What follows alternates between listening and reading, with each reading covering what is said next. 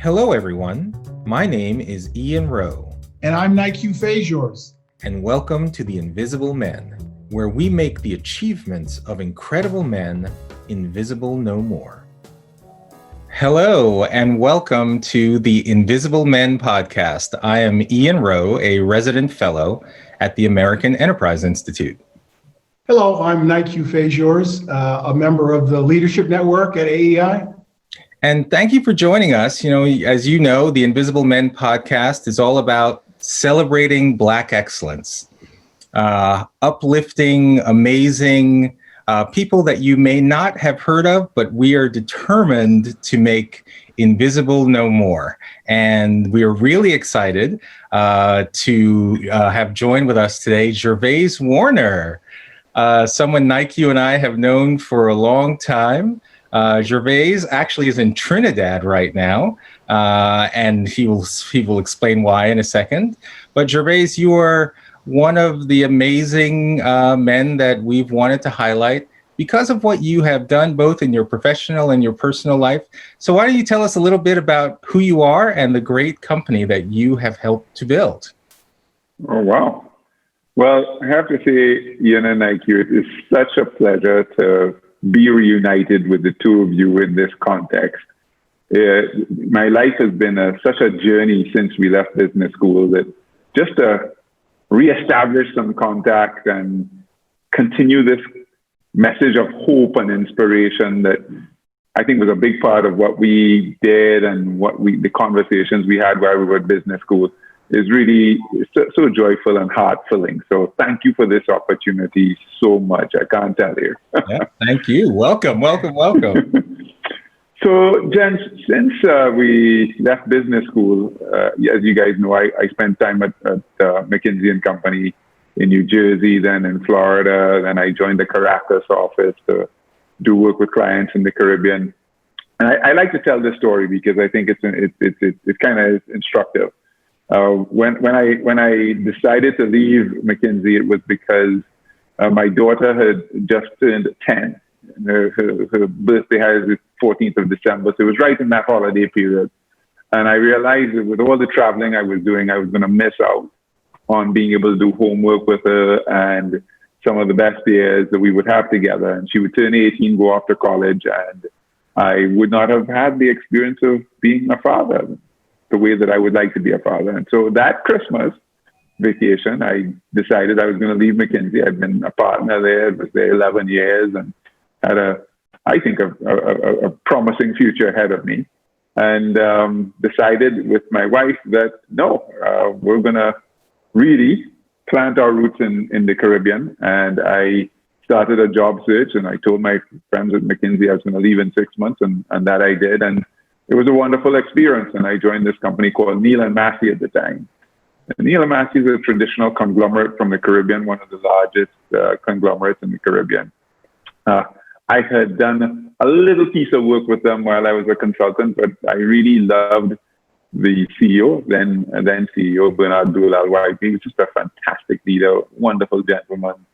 And I really loved his team. He had a great team of people who were, full of integrity, professional, and there was a kind of familial kind of sentiment to this business. So anyway, I joined in 2004, and I've been the CEO of the Massy Group since 2009.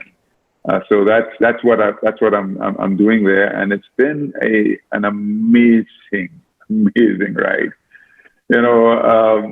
Guys, since we've been together, my journey has taken me to reflect on, what it really took to be a great leader. And even while at McKinsey, I realized that it was so important to be coached and to listen and to be able to take advice and seek out mentorship and to really not defend the feedback. And that led me to this pursuit that has me lead a company whose purpose is to be a force for good, creating value, transforming life. And so what we're up to is really creating a force for good for our people, for our country, for the Caribbean, and for the planet. We are literally transforming the world to be a place where people have the experience of being able to live their best lives, being able to be part of something that is good, that does the right thing all the time. And that's what we've been doing. And what's been very fortunate is that this mammoth of a conglomerate that we now have the opportunity to lead has been a fantastic vehicle for that message. And we can demonstrate that you don't have to be mean and nasty to actually grow and produce great financial results. You actually can be a great company and a force for good on this planet. And I think particularly at this time where there's so many examples of the opposite and the insistence of the opposite, I think it's just really, really important. And it's my purpose and why we're doing what we're doing. Why do you think it is that people seem to be so attractive to the opposite, to the negative, when what you just said is so inspiring? I don't know that people are attracted to it. I think that people feel that that's how they have to be. I can tell you, whenever we recruit, it's actually, people are kind of like drawn to our company like moths to a flame, because there's that sense of they can be themselves and they could be great people and great professionals and whatever skill set they're bringing, but just happy to be in a place where they can be appreciated, where they can grow, where they can speak truth to power and stuff like that. And unfortunately, bullying is still quite popular, and it's even more popular today than it's ever been before. And I think particularly because of the leadership you have in the United States of America at this point in time, you don't mind me saying on your podcast. But some people feel like, okay, well, I don't have a choice. I have to live in that environment and I have to survive that environment. And really, I don't think that people are, given the choice, people will always choose truth, light, integrity, respect, honor, appreciation. But a lot of people live in that doesn't work. That's fantasy. And if you want to get ahead, you got to be in this slipstream. Look at all those guys driving in fancy cars, living in the great apartments. They're in the slipstream of the mean and nasty, and that's where we got to be to get through. And I think that's a false message. That's a empty, hollow vessel. Gervase, some of those beautiful words that you just articulated, have they always been a part of who you are, or were there periods in your life where you embraced more strongly to some of those words and some of those values? Yeah, Q, this is a really good question, because I say to people that I grew up in a command and control, authoritarian home, as well as management style. And so this transformation that we are pursuing at our group, Massy Group in Trinidad, is a transformation, and the structures at the Massy Group are all colonial structures, right? Mm-hmm. So it really is command and control, and I say, you do, I took licks from for many years. Now it's my turn to give licks. So yeah, it hasn't always been that way, and I can say that I haven't always been that way. And I know that there's a place where I have a lot of fight within. I was competitive. I played sport, and and I had a tantrum too as a kid, right? So no, I haven't always been this way, but through a lot of work with different coaches and programs, you sort of chip away at what's not you. So all that stuff, I get to be able to appreciate, that's not me. That's how I learned to survive in situations I perceived as dangerous or potentially harmful to me. And I built up this armor of different ways to react that allowed me to win. And it's been a long journey of chipping away at that stuff and, actually putting it down and being able to see what a beautiful life arises when I'm not run by those automatic behaviors that were formed over, many, many years in my life. So Gervase, you have a very interesting vantage point, being a leader in Trinidad, in the Caribbean, and you're watching what's happening in the United States, particularly in the Black community. One thing that's very interesting is recent immigrants to the United States from the Caribbean or through countries throughout Africa tend to do much better economically and in other ways when they come to the United States, and yet they face the same kind of racial discrimination. What do you think it is that makes that difference in terms of some of the values that you're talking about? It's another great question. Of course, I lived the experience here, and I don't think it's just recent. I think that's been true for a very long time. But, I don't think that our story as immigrants, because I would say that I was an immigrant at one point in time. I just chose to come back to Trinidad. But I could have stayed in the United States and been, a Caribbean American and have kids like my brother had. I think immigrants come with a particular hunger. And when we leave our countries, we leave because we're seeking something better, whether it is education, whether it is jobs, whether it is the potential to earn and sort of send money back. If you like, there's almost like a self-selection of the people who leave the comfort of their, because it's really comfortable in the Caribbean. Sunshine, music.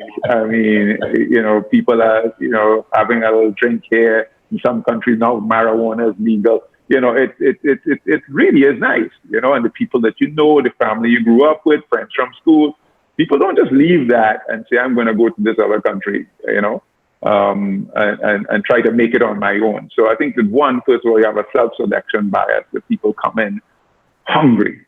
I think the second thing is, quite honestly, I encountered this. I learned what it was to be an African American. Because when I came to the United States, there was this thing that I did not have, that Black Americans had. And I had to spend years appreciating it. Because, we have racial divide in Trinidad between Blacks and East Indians, and, we have class divide, etc. But there has been a constant sort of submission of Blacks in the United States of America. It's been a grind that continues up until today. And we didn't experience that coming from the Caribbean. I come from a country where the prime minister was Black, and there are Black lawyers, and my teachers were Black, and there are a few Black people, and there were lots of role models I could look around and see that never had me feel that I couldn't accomplish something because of the color of my skin, And I had lots of different friends, from different races and that sort of stuff. I didn't feel like the only people who could understand who I am are other Black people. I didn't have that. So I arrived on campus at the University of Pennsylvania, and I was confused. I didn't know why all the Blacks hung out together. I didn't know why people were telling me hello and they didn't know who I was. I didn't understand this. I really was like a country boy from the Caribbean, right? And it didn't take long for me to begin to appreciate, because you could start to see the discrimination that was now targeted against me. And I'm like, listen, I'm from Trinidad, And I think so. It's two things. That one, we don't carry, if you like, that same legacy of, I'm not good enough, or I have somebody's against me. I had to learn the police didn't like Black people. I didn't assume that when I arrived. But ask any Black American child, they know the police don't like them, right? So it's different. You come in with a certain level of, idealism. You think that you can make it because, you've seen it on TV. You come in with a certain level of hunger, and you certainly come in with a different level of self-esteem about who you are. And, that it hasn't been disrupted by hundreds of years of being repressed and oppressed. So that's what I've learned from my experience. Lots of powerful things said there. Lots of things that certainly resonate with me. Your reference to people saying hello to you when you don't know them, right? You eventually learn to give that nod to every average person. There's that nod that we all can appreciate. I want to make sure, and I'm sort of changing gears a little bit, but I think it's an important part of your narrative. I had the pleasure of watching and listening to your TED Talk from a few years ago. And I just want to make sure our audience is kind of made aware of that. If you can just talk a little bit about the story and the context and the purpose of that talk, I think that'd be great. Sure. So I think the TED Talk is now mislabeled. It says how to forgive a politician. It really wasn't about a politician. The genesis of doing that TED Talk was because while I was happy to return to the country in which I grew up, our crime rate has been quite terrible. And we were the victims of a home invasion. A guy came in and put a gun to my daughter's head and robbed us. We were all safe, etc. But it certainly did lead a deep level of introspection about the choice to come back to Trinidad and what I remembered about the country and what I thought about myself and the fact that, I had so much resentment for this person who had invaded us and, really, stole something more than the valuables, stole a sense of security, a sense of my own ability as a man to protect my family and stuff like that. So the TED Talk was really weaving the whole idea of growing up in an idyllic kind of lovely country where, we all knew one another, and then we have what we have today, and race-based politics and what that does to set up real resentment against people. And through this journey of preparing for this TED Talk, I was actually asked by someone who was perfectly capable of executing the offer, whether, if they found this person, whether, I thought that, I would want that person killed. And I had this reflection that,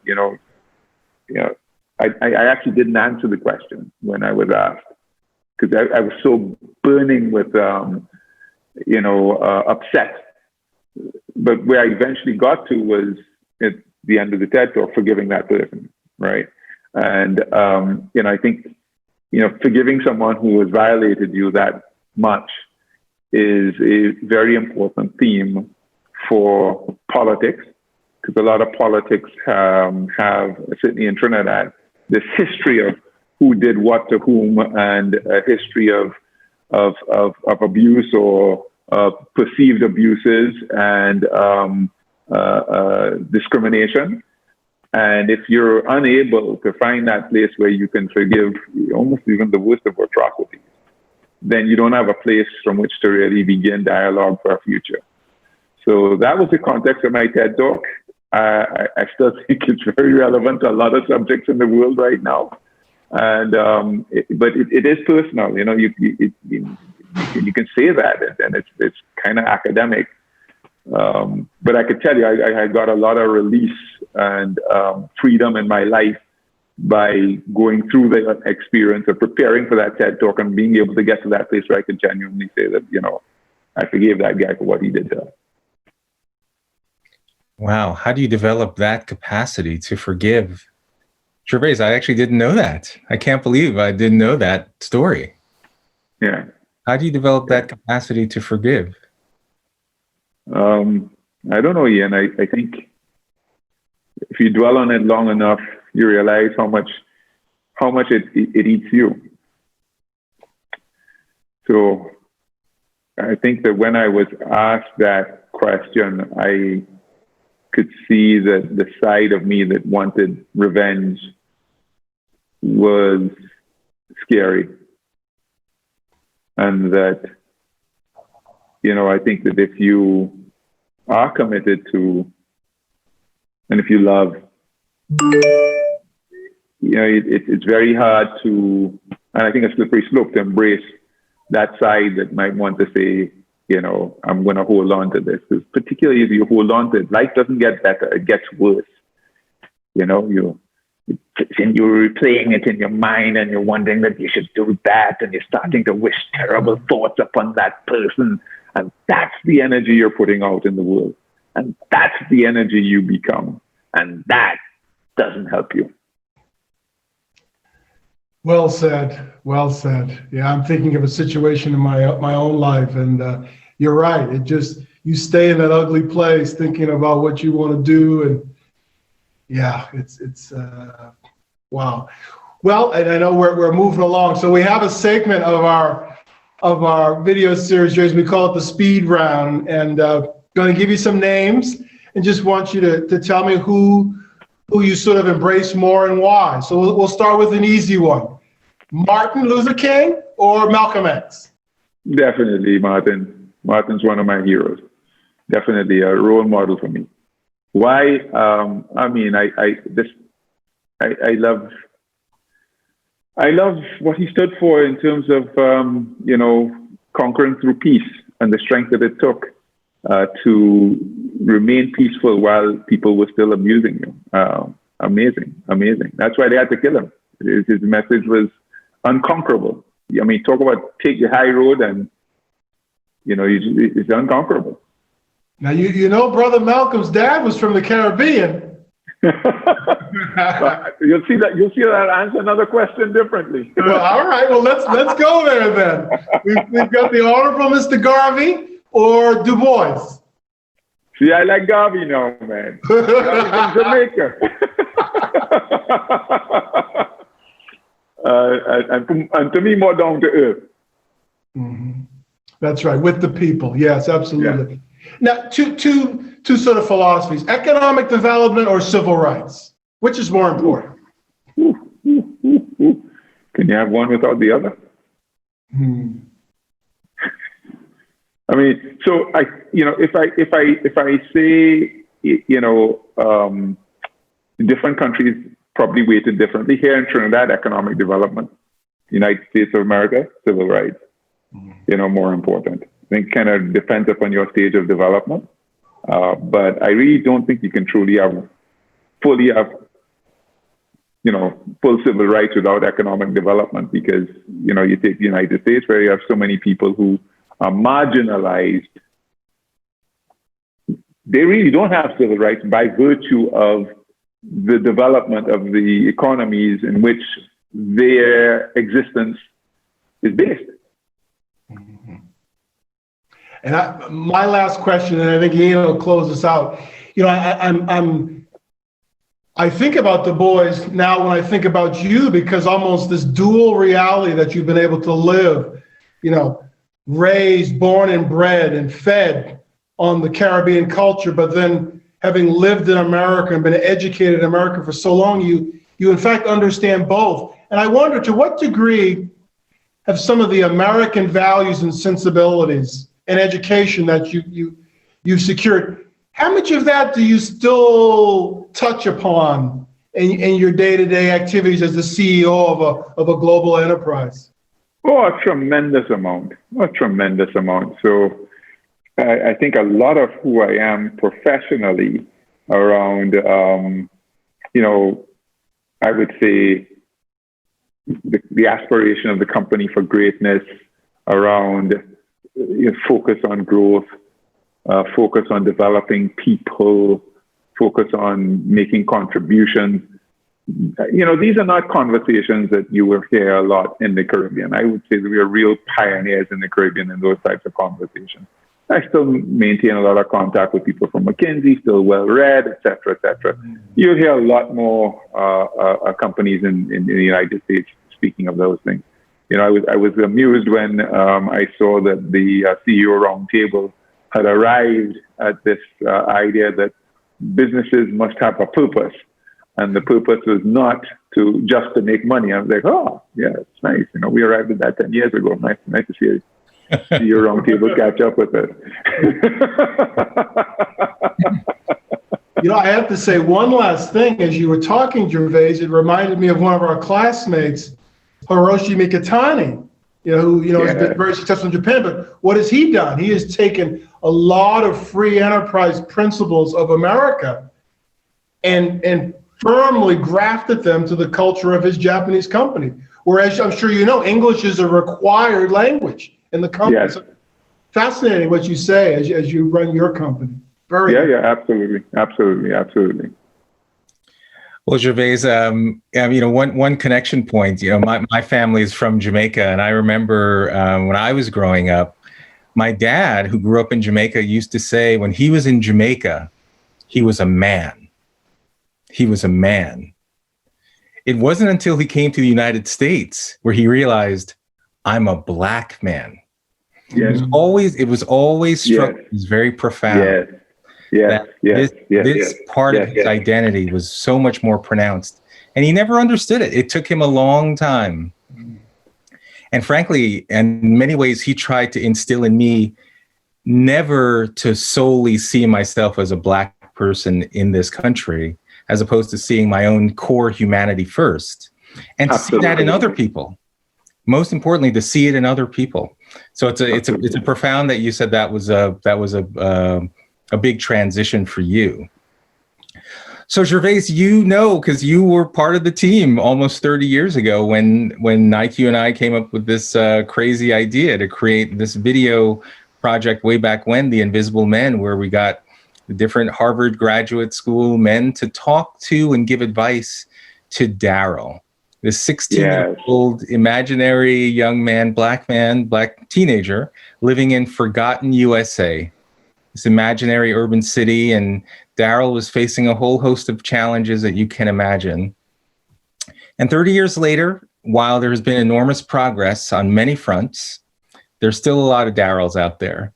And, as we close, just want to tap your brain. If you had Darryl in front of you and the thousands of Darryls, what would you tell him? What kind of advice would you give? I remember 28 years ago, I told Darryl that education was the key to success, and that absolutely the way proven, tried and proven way out of poverty, out of discrimination, out of being downtrodden is a focus on education. I think that that's true, but I would expand that today. 28 years later, I'd say that 14 years old, you got to be distinctive in this world. Education is a place where you have a very wide variety of subject areas to pick from. But if that's not is what for you, then find your passion, find your music that lives in you, where you are distinctive and truly best, and follow that. Follow that and give everything to it. And there will be people who will make fun of you. There will be people who will discourage you, who will not believe in you. But don't die with that music in you. Find that music, treat it like a treasure. Let it grow, nurture it, and become the greatest with that piece of what interests you and you have a passion for. Because that's where you will find true happiness. That's where you will be distinctive at whatever you do, and you will get the reward that you really want, that is appropriate for that passion that you have. That would be the difference in my counsel to Darryl today. Okay, that's beautiful. Wow. Well, Gervase, it's so good to see you. So good to see you. And thank you for spending time with us, and thank you for sharing your wisdom. Thanks, guys. I'm just really delighted you were able to do this, man. And I hope that this has been a useful session. And Can we just live again on a Friday afternoon? You know, Absolutely. Let's do this again. Let's do it again. Absolutely. Let's do it again. Yeah. All right. But guys, I'm feeling like we could organize a Zoom reunion. I think that's a good idea. Reunion. In fact, You know what I mean? maybe that's an episode of The Invisible Men. Maybe there's a full reunion of all of us, in fact. Yeah. Oh. I just sent an email to Troy not 2 weeks ago, and he's doing very well. Yeah, I mean, yes. Yeah. All right. All right. We're drafting future episodes here. Well, thank you everyone for listening to another episode of The Invisible Men. We are very excited to be showcasing Black excellence. And Gervase, you very much embody that. So thank you very much. Thank you, my brothers. Thank you, dear brother. You both. Bye-bye. Take care. All right. Bye.